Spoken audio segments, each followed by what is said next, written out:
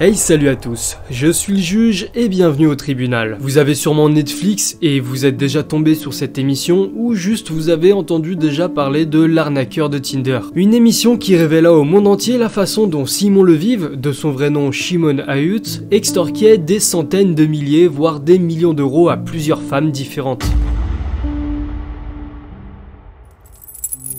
Dans cette affaire, d'innombrables torts peuvent être attribués à l'arnaqueur. Il ment sur son identité en se faisant passer pour le PDG de LLD Diamonds, une entreprise spécialisée dans le diamant et elle a ses propres mines.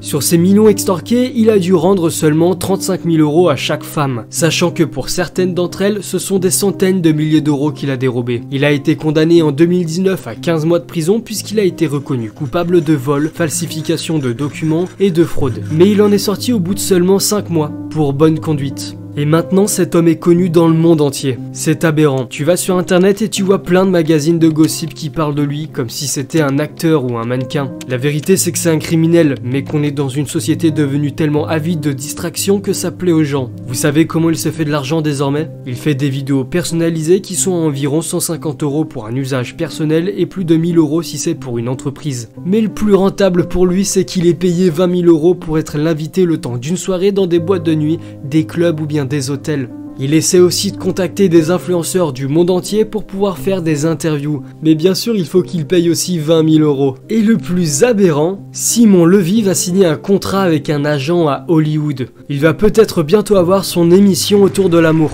Ça serait un peu en mode Bachelor.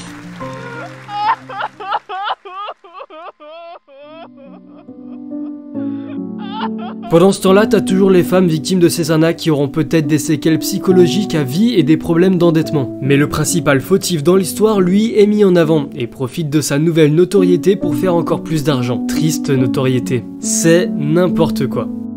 Merci beaucoup d'avoir regardé cette vidéo. Dites-moi ce que vous en pensez. On se retrouve bientôt. Bye tout le monde.